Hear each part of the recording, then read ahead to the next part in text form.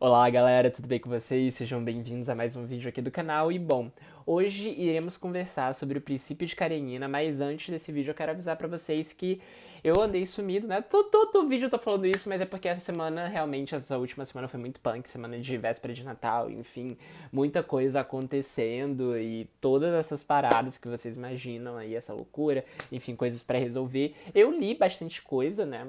Se for levar em conta ali 3 livros nesse período, e vai ter vídeo pros 3 livros, tá?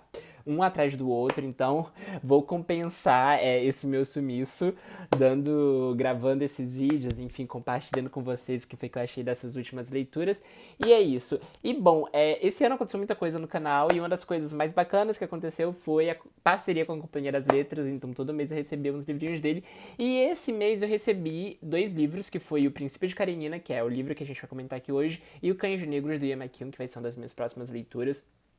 Mas enfim, vamos conversar sobre O Princípio de Karenina, que é esse livro do Afonso Cruz, que saiu esse mês pela Companhia das Letras, né? Eu acho que ele fechou o ano da Companhia das Letras de Literatura Estrangeira, que aliás eu achei um ótimo final de ano, né? A companhia agora nesse último trimestre lançou muita coisa boa, viu A Pediatra, Separação, Luxúria, Príncipe de Karenina, enfim, livros muito empolgantes, livros muito bons. E, bom, sobre o que é que vai se tratar o Princípio de Karenina? Eu não estou com o livro aqui, gente. Eu recebi o livro físico da Companhia das Letras, mas eu gostei tanto que eu já emprestei para uma amiga, que é a Beth. Beth, se você estiver vendo esse vídeo, um beijo. Porque esse aquele tipo de livro, assim, você quer que as pessoas leiam. E por quê, né? Vamos lá.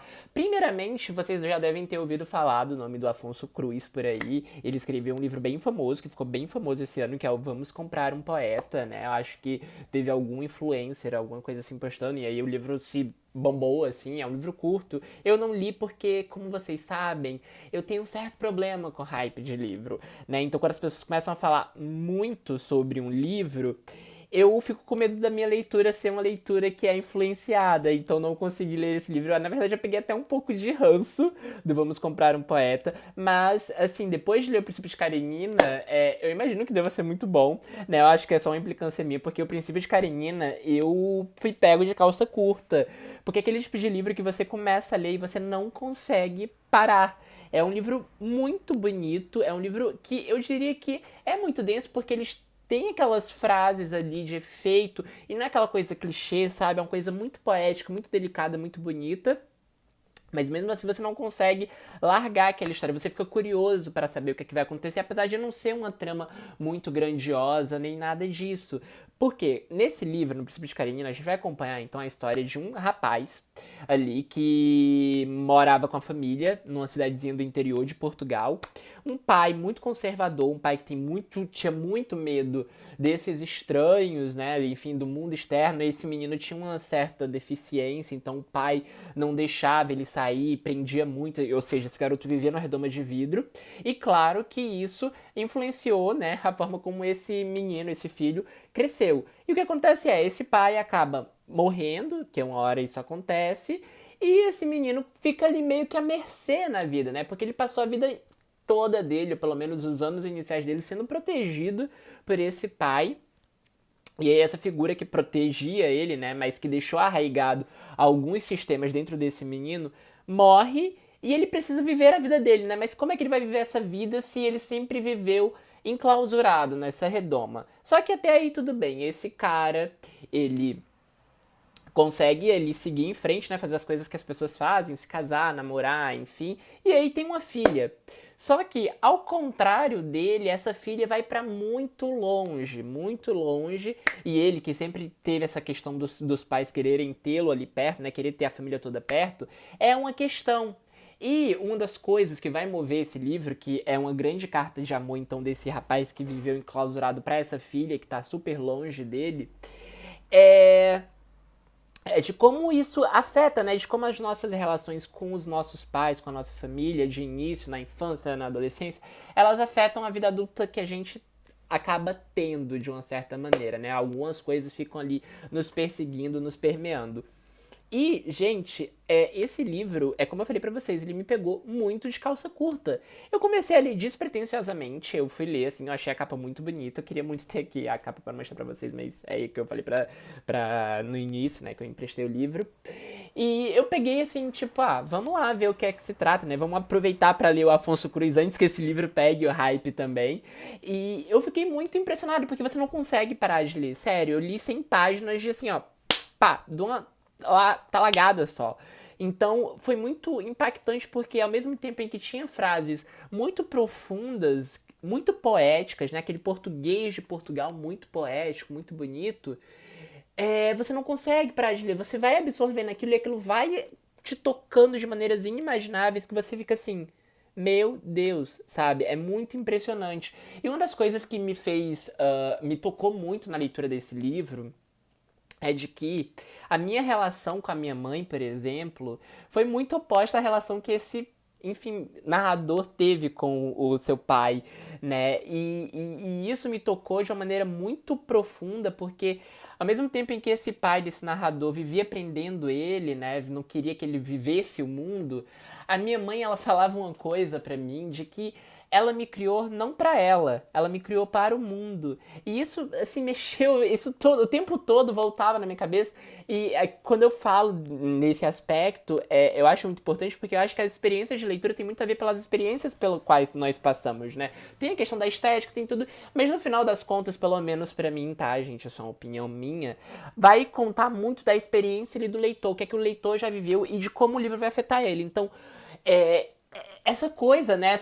Essa discrepância entre esse narrador e eu e a minha vida foi muito chocante porque de uma certa maneira, pra mim, é muito difícil imaginar um pai, imaginar assim, oh meu Deus, que coisa horrível, criar essa coisa nessa redoma e tal. Mas se a gente for parar pra pensar, muitos pais, e eu acho que é aí que mora um grande problema, né, das relações familiares, muitos pais criam seus filhos dentro dessa redoma, porque querem que os filhos estejam sempre ali. Quando na verdade, pelo menos isso é a minha opinião, tem que ser criado para o mundo, né? Não tô dizendo que a minha mãe esteja certa, mas, por exemplo, se eu tivesse um filho, eu também criaria ele pro mundo, eu não criaria ele para mim. Pra mim não importa, ele vai lidar com outras pessoas. Claro que se eu fosse pai, seria uma figura ali importante na vida dessa criatura, dessa criança, desse adolescente, dessa pessoa. Mas no final das contas, essa pessoa vive no mundo, então você tem que criar ela pra viver no mundo. E lidar com essa discrepância me emocionou muito, assim, porque me fez lembrar muito da minha mãe de maneiras muito sentimentais. E assim, eu não tô dizendo que o livro é bom só por causa disso, tá, gente? O livro é muito bem escrito, é um livro que você lê, como eu falei, muito rápido, você não consegue largar, você fica ali na ânsia de saber o que vai acontecer com esse personagem, de saber o que é que esse personagem tem pra te dizer. Mas eu talvez nunca tenha sentido uma relação tão delicada, tão próxima, como é que eu tive lendo esse livro, porque eu lembrei muito da minha mãe. Eu acho que talvez eu nunca tenha lembrado da minha mãe em nenhuma leitura. E eu acho que esse que é o mágico de ler livros, né? De quando os livros eles chegam em lugares que você menos imagina dentro de você, que eles vão ali puxando uma coisa, vai puxando outra, e de que você nem dava nada, assim, por um certo livro. Esse eu já tava curioso, porque eu já tinha ouvido ótimos comentários sobre o Afonso Cruz, a minha chefe, Letícia, leu, adorou esse livro, ela me indicou bem. Enfim, eu já fui ali, sabe? Tipo assim, vai ser uma coisa bonita. E quando eu li, eu falei assim, que eu tava entrando naquilo, eu tava refletindo sobre aquele personagem, eu fiquei assim, caralho, sabe?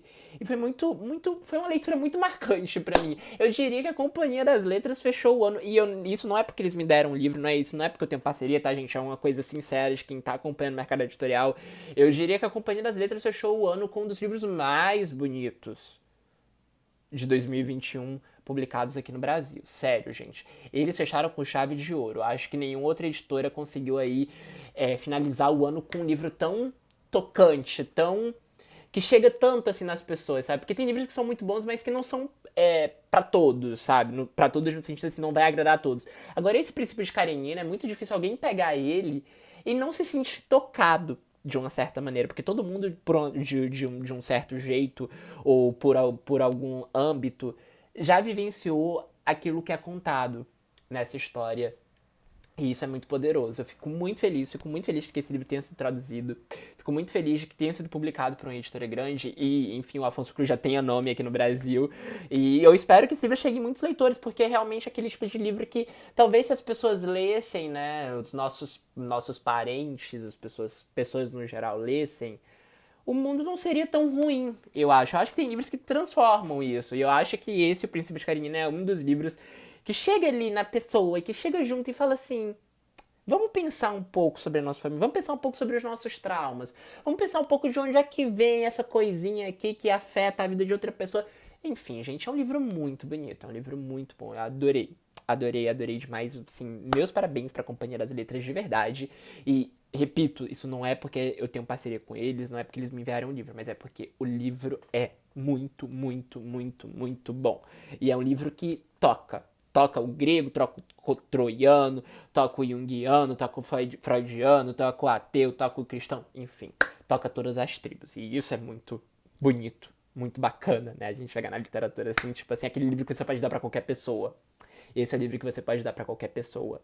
De verdade, é um livro muito bonito. Desde pra aquela pessoa chata que adora literatura culta, clássica, blá blá blá blá blá, vai adorar. Até quem não curte tanto ler vai achar muito bonito e vai ler super rápido. Enfim, gente, muito feliz que esse livro tenha sido trago, né, pro Brasil.